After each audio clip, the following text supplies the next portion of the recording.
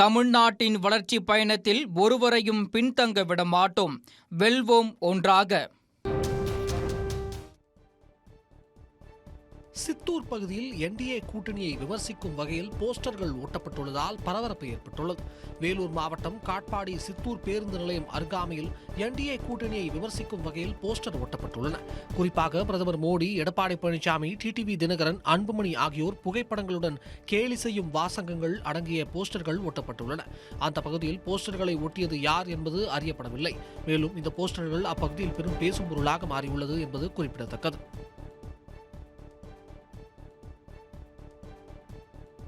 இருப்பு பாதையில் மரம் விழுந்து கிடப்பதால் மேட்டுப்பாளையம் குன்னூர் இடையிலான மலை ரயில் சேவை இன்று ஒரு நாள் ரத்து செய்யப்படுவதாக ரயில்வே நிர்வாகம் அறிவித்துள்ளது.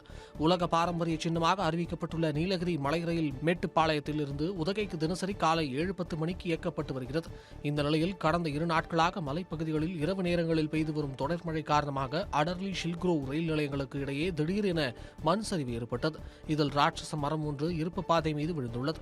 மலைக்காட்டு பகுதியில் பகலில்தான் மரத்தை வெட்டி அப்புறப்படுத்த முடியும் என்பதால் இன்று ஒரு நாள் மலை ரயில் சேவை ரத்து செய்யப்படுவதாக ரயில்வே அறிவித்துள்ளது. இதனால் சுற்றுலா பயணிகள் ஏமாற்றம் அடைந்தனர்.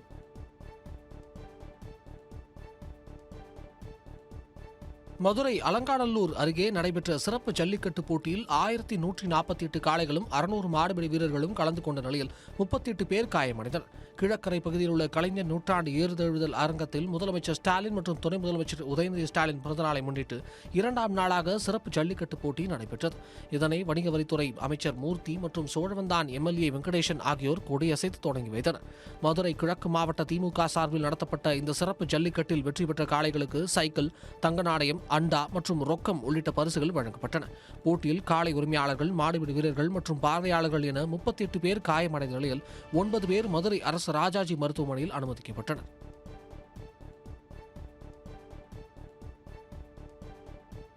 தென்காசி மாவட்டம் புளியங்குடியில் புகையிலை பொருட்கள் மற்றும் கஞ்சா விற்பனை தொடர்பாக விசாரணைக்கு அழைத்து வரப்பட்ட பெண் காவல் நிலையத்தில் விஷம் குடித்த சம்பவம் பரபரப்பை ஏற்படுத்தியுள்ளது. போதைப் பொருட்கள் வீட்டில் பதுக்கி வைத்திருந்த முகமது கனி என்பவரின் மகள் ஆயிஷாவை விசாரணைக்காக போலீசார் காவல் நிலையம் அழைத்து சென்றுள்ளனர். இதுகுறித்து தகவல் அறிந்த முகமது கனி விஷம் குடித்ததுடன் காவல் நிலையத்தில் இருந்த மகள் ஆயிஷாவிற்கும் விஷத்தை கொண்டு வந்து கொடுத்துள்ளார். அவரும் காவலர்களுக்கு தெரியாமல் விஷத்தை குடித்து மயங்கியுள்ளார். இதனால் அதிர்ச்சி அடைந்த காவலர்கள் உடனடியாக ஆயிஷாவை தனியார் மருத்துவமனையில் அனுமதித்தனர். மேலும் முகமது கனியும் விஷம் அருந்தியிருப்பது தெரிந்து அவரையும் மருத்துவமனையில் சேர்த்தனர்.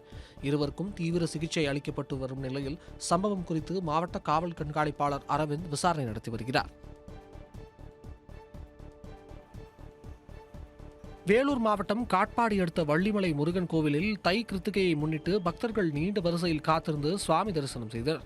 முன்னதாக வள்ளி தெய்வானை சமேத சுப்பிரமணிய சுவாமி விபூதி காப்பு அலங்காரத்துடன் அருள் பாலித்தார். தொடர்ந்து சுவாமிக்கு வெள்ளி காப்பு அலங்காரம் செய்விக்கப்பட்டது. பல்வேறு பகுதிகளிலிருந்தும் பாத யாத்திரையாக வந்திருந்த பக்தர்கள் காவடியை வைத்து பூஜை செய்து நேர்த்திக்கடன் செலுத்தி முருகப்பெருமானை வழிபட்டனர்.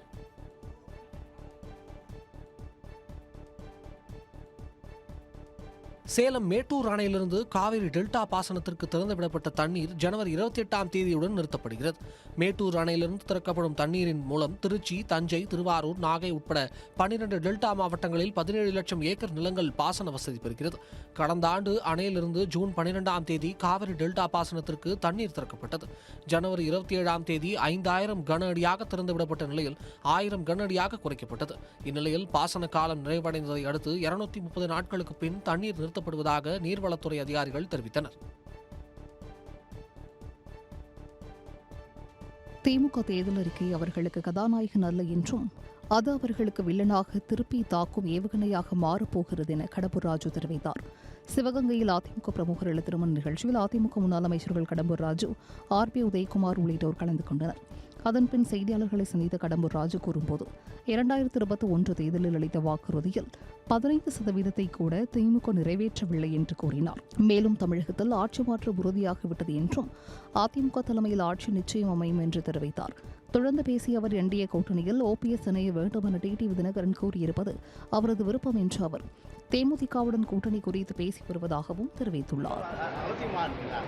இன்றைக்கு தேவையோ எங்களை விமர்சிக்கின்ற நேரத்தில் நாங்கள் எதிர்வினை ஆற்ற வேண்டியது எங்களுடைய கடமை. இதுவரை விமர்சிக்கவில்லை. நாங்களும் தேவையில்லாமல் யாரையும் பேசுவது அனைத்து அண்ணா திராவிட முன்னேற்றங்களை அரசியல் ஒரு மரபாக வைத்திருக்கிறோம்.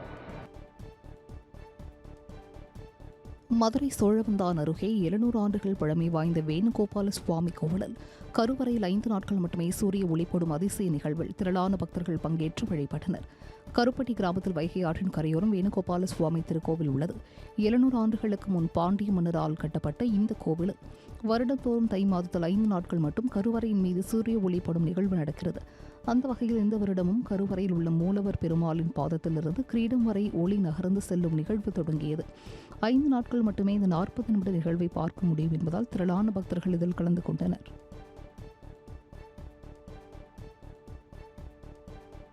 கரூர் தான்தோன்றி மலையில் கல்யாண வெங்கடரமண சுவாமி கோவிலில் மகா கும்பாபிஷேக விழா விமரிசையாக நடைபெற்றது. கோவில் திருவிழாவில் உயர்நீதிமன்றம் பிறப்பித்த உத்தரவிற்கு ஏற்ப சமஸ்கிருத மந்திரங்களுக்கு இணையாக தமிழ் மந்திரங்களை ஓதுமாறு உத்தரவிடக் கோரி வழக்கு தொடரப்பட்டது. இதனை உறுதிப்படுத்திய உயர்நீதிமன்ற மதுரை அமர்வு உத்தரவு பின்பற்றப்பட்டதா என அறிக்கை தாக்கல் செய்யவும் உத்தரவிட்டது.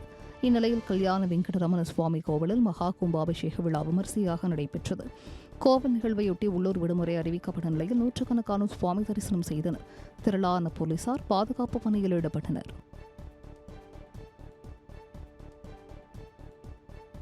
திருப்பூரில் டப்பா இன்ஜின் ஓடாது என்று பல இடங்களில் ஒட்டப்பட்டுள்ள போஸ்டரால் பரபரப்பு ஏற்பட்டது. தமிழகத்தில் டபுள் இன்ஜின் ஆட்சி நடக்கும் என பிரதமர் பேசியதை விமர்சித்த முதலமைச்சர் ஸ்டாலின் டப்பா இன்ஜின் ஓடாது என பேசியிருந்தார். இதையடுத்து பல இடங்களில் டப்பா இன்ஜின் என குறிப்பிட்டு திமுகவினர் போஸ்டர்கள் ஒட்டி வருகின்றனர். அந்த வகையில் திருப்பூர் மாவட்டத்தில் பிரதான இடங்களில் இந்த போஸ்டர்கள் ஒட்டப்பட்டது. பெயர், கட்சி அடையாளம் என எதையும் குறிப்பிடாமல் ஒட்டப்பட்ட இந்த போஸ்டர்களால் பரபரப்பு ஏற்பட்டது.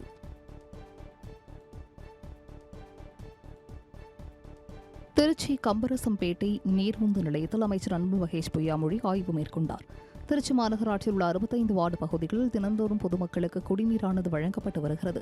காவிரி ஆற்றுப்படுகையில் புதிதாக 6 மீட்டர் விட்டம் 18 மீட்டர் ஆழமுள்ள தலைமை நீர் சேகரிப்பு கிணறு கட்டப்பட்டிருக்கிறது.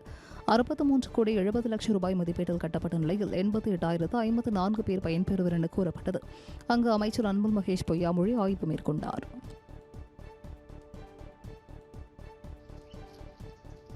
கோவை மாவட்டத்தின் 7 வனச்சரகங்களில் புலிகள் கணக்கெடுக்கும் பணி தீவிரமடைந்திருக்கிறது.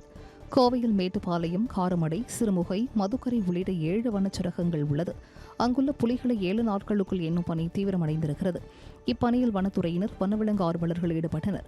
1 வாரம் நடைபெறும் பணியின் முடிவில் சேகரிக்கப்படும் மாதிரிகளை கணக்கில் கொண்டு புலிகள் எண்ணிக்கை தெரியவரும் என கூறப்பட்டது. கால்தடங்கள், எச்சம், நீர்நிலைகளில் தண்ணீர் அருந்த வரும் விலங்குகள், களத்தில் தென்படும் விலங்குகள் என கணக்கெடுப்பு பணி 7 நாட்களுக்கு திட்டமிடப்பட்டிருக்கிறது.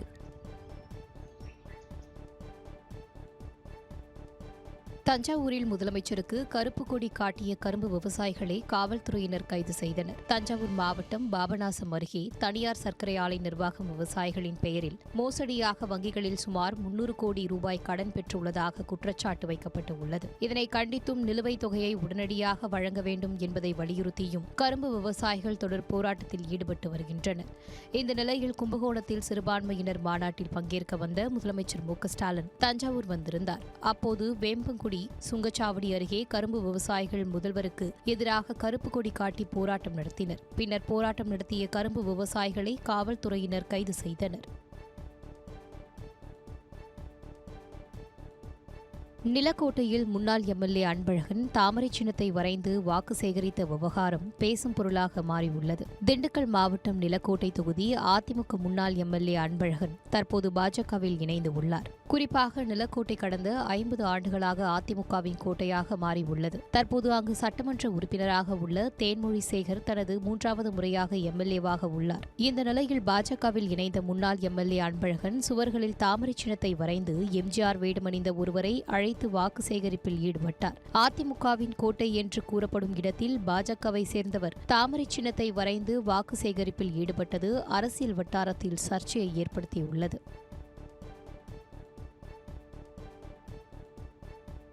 பழனி முருகன் கோயிலில் தைப்பூச திருவிழாவை ஒட்டி மலைக்கோயில் வண்ண மின்விளக்குகளால் அலங்கரிக்கப்பட்டு உள்ளது. பழனி முருகன் கோயிலில் தைப்பூச திருவிழா கொடியேற்றத்துடன் தொடங்கி நடைபெற்று வருகிறது.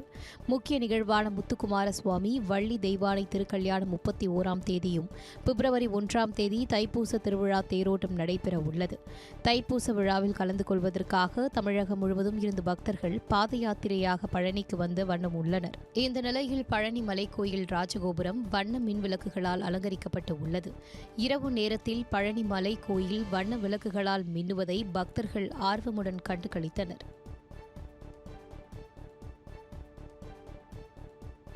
மயிலாடுதுறையில் முத்தாட்சி அம்மன் கோவில் கும்பாபிஷேக நிகழ்வில் திரளான பொதுமக்கள் கலந்து கொண்டு சுவாமி தரிசனம் செய்தனர். மயிலாடுதுறையில் உள்ள முத்தாட்சி அம்மன் கோவிலில் கும்பாபிஷேக விழா கடந்த ஞாயிற்றுக்கிழமை விக்னேஸ்வர பூஜை உள்ளிட்ட பூர்வாங்க பூஜைகளுடன் தொடங்கியது. இந்த நிலையில் தர்மபுரம் ஆதீனம் 27வது குருமகா சன்னிதானம் முன்னிலையில் மகா தீபாரதனை காட்டப்பட்டது. தொடர்ந்து மேல வாத்தியங்கள் முழங்க மகா கும்பாபிஷேகம் வெகு விமர்சையாக நடைபெற்றது. இதில் திரளான பக்தர்கள் கலந்து கொண்டு கும்பாபிஷேகத்தை தரிசனம் செய்து வழிபாடு நடத்தினர்.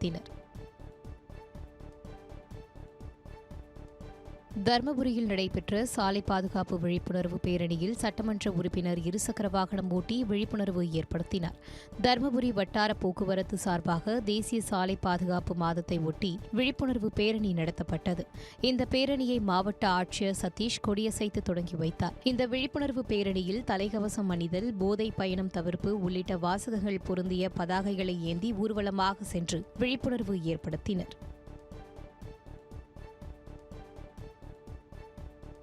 ராமேஸ்வரம் பழைய பாம்பன் பாலம் அகற்றும் பணி பிப்ரவரி மாதத்தில் இருந்து தொடங்க உள்ளது. 1914ஆம் ஆண்டு ஆங்கிலேயர் ஆட்சி காலத்தில் திறக்கப்பட்ட இந்தியாவின் முதல் கடல்வழி ரயில் பாலமான பாம்பன் பாலம் 108 ஆண்டுகள் ராமேஸ்வரம் தீவை நிலப்பரப்புடன் இணைக்கும் முக்கிய தடமாக விளங்கியது. உலகின் 2வது அதிக உப்புத்தன்மை கொண்ட கடல் காற்று வீசும் இப்பகுதியில் இரும்பு தூண்கள் துருப்பிடித்து பலவீனமடைந்ததால் கடந்த 2022ஆம் ஆண்டு டிசம்பர் மாதம் முதல் ரயில் போக்குவரத்து நிரந்தரமாக நிறுத்தப்பட்டது. 81 டிகிரி வரை திறந்து கப்பல்களும் வழிவிடும் பாலத்தில் மையப்பகுதியை 18 டிகிரி மேல் திறக்க முடியவில்லை. இந்நிலையில் அதனை அகற்றும் பணிகள் வரும் பிப்ரவரி மாதம் தொடங்க உள்ளன. இப்பணிகள் காரணமாக மே மாதம் இறுதி வரை பாம்பன் கடல் கால்வாய் வழியாக கப்பல்கள் மற்றும் படகுகள் செல்ல தடை விதிக்கப்பட்டு உள்ளது. கடலூரில் வள்ளலார் நிறுவிய சத்திய தர்மசாலைக்கு அரிசி மூட்டைகளை வழங்கிய ஜெர்மன் நாட்டினர் அதனை தோளில் தூக்கிக் கொண்டு வந்து உதவியது நெகிழ்ச்சியை ஏற்படுத்தியது. வடலூரில் கடந்த 1867ஆம் ஆண்டு நிறுவப்பட்ட தர்மசாலையில் வள்ளலார் அன்று ஏற்றி வைத்த அணையா அடுப்பு மூலம் இன்று வரை பொதுமக்களுக்கு அன்னதானம் வழங்கப்படுகிறது. இந்த நிலையில் வள்ளலாரை பின்பற்றும் ஜெர்மன் நாட்டினர் சிலர் தர்மசாலைக்கு வருகை புரிந்தனர். மேலும் அன்னதானத்திற்கு உதவப்படும் வகையில் அரிசி மூட்டைகளை தங்களது பங்களிப்பாக கொடுத்த அவர்கள் அவற்றை தோளில் சுமந்து வந்து இறக்கி வைத்தனர். வள்ளலார் எடுத்துரைத்த ஜீவ காருண்ய ஒழுக்கம் எனப்படும் அனைவருக்கும் உணவளிக்க வேண்டும் என்ற தத்துவத்தால் ஈர்க்கப்பட்டதாக அவர்கள் தெரிவித்தனர். ஆம்பூர் அருகே அம்மன் கோவில் திருவிழாவையொட்டி 181ஆம் ஆண்டு நடைபெற்ற மாபெரும் எருதுவிடும் விழாவில் ஏராளமான காளைகள் பங்கேற்றன. திருப்பத்தூர் மாவட்டம் ஆம்பூர் அடுத்த வீராங்குப்பம் கிராமத்தில் சாமுண்டீஸ்வரி அம்மன் திருவிழாவில் 181ஆம் ஆண்டு எருதுவிடும் விழா நடைபெற்றது. இந்த எருதுவிடும் விழாவில் வேலூர், கிருஷ்ணகிரி, ஆந்திர மாநிலங்களிலிருந்தும் 300க்கும் மேற்பட்ட காளைகள் பங்கேற்றன. குறிப்பிட்ட இலக்கை அடைந்த காளைக்கு முதல் பரிசாக 1,25,001 ரூபாயும், 2வது பரிசாக 90 ரூபாயும், 3வது பரிசாக 75,000 ரூபாய் என 45 பரிசுகள் வழங்கப்பட்டது. இப்போட்டியினை காண சுற்றுவட்டார பகுதிகளிலிருந்து பல்லாயிரக்கணக்கான பொதுமக்கள் கலந்து கொண்டனர். ராமநாதபுரம் அருகே உள்ள ஐயனார் கோவிலில் குடமுழுக்கு விழா வெகு விமர்சையாக நடைபெற்றது. போகலூர் அடுத்த போவளத்தூரில் ஸ்ரீ போலாருடைய ஐயனார் கோவில் அமைந்திருக்கிறது. இந்த கோவிலில் மகா குடமுழுக்கு விழா நடைபெற்றது. இதில் சிவாச்சாரியார்கள் வேத மந்திரங்கள் முழங்க கும்பம் மற்றும் சுவாதி மீது புனித நீர் தெளிக்கப்பட்டது. தொடர்ந்து போலாருடைய ஐயனார் மற்றும் பரிவார தெய்வங்களுக்கு பால், தயிர், சந்தனம் உள்ளிட்ட பொருட்களால் சிறப்பு அபிஷேகம் செய்யப்பட்டது. இதில் போவளத்தூர் மற்றும் சுற்றுவட்டார கிராமங்களைச் சேர்ந்த மக்கள் கலந்து கொண்டு ஐயனாரை தரிசித்தனர்.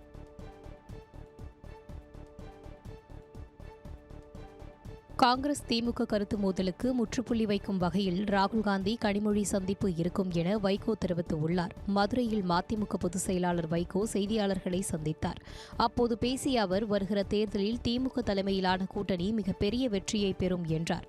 காங்கிரஸ் திமுக கருத்து மோதல் குறித்த கேள்விக்கு ராகுல் காந்தி கனிமொழி சந்திப்பு மூலம் அவற்றிற்கு முற்றுப்புள்ளி வைக்கப்படும் என்றும் அந்த சந்திப்பில் கூட்டணி குறித்து பேசப்படும் என்றும் கூறினார். மேலும் தலைமை அளவில் பேசி முடிக்கின்ற போது சிறு மனக்கசப்புகள் காணாமல் போய்விடும் எனவும் அவர் தெரிவித்தார். மத்திய அரசு தமிழகத்திற்கு வழங்க வேண்டிய நிதியை வழங்காமல் ஓரவஞ்சகம் செய்வதாகவும் வைகோ பேசினார். காசிமேட்டில் வெளிமாநில மீன்களை கொண்டு வந்து விற்பனை செய்யக்கூடாது என வியாபாரிகள் மீனவ சங்கத்தினரும் தெரிவித்ததால் பரபரப்பு ஏற்பட்டது. சென்னை காசிமேடு மீன்பிடி சந்தையில் தினந்தோறும் 1000க்கும் மேற்பட்ட மீன்கள் விற்பனை செய்யப்பட்டு வருகின்றன.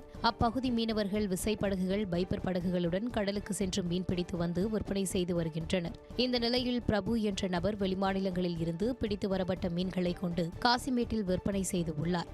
அப்போது மீனவ சங்க தலைவர் அங்கு வந்து பிரபுவிடம் விற்பனை தொடர்பாக பேசியுள்ளார். ஒரு கட்டத்தில் பேச்சுவார்த்தை வாக்குவாதமாக மாறி வெளிமாநில மீன்களை கொண்டு வந்து விற்பனை செய்யக்கூடாது என்று கூறியுள்ளார். தொடர்ந்து விற்பனை செய்ததால் நடவடிக்கை எடுக்கப்படும் எனவும் எச்சரித்ததால் பரபரப்பு ஏற்பட்டது. தமிழ்நாட்டின் வளர்ச்சி பயணத்தில் ஒருவரையும் பின்தங்க விட மாட்டோம். வெல்வோம் ஒன்றாக.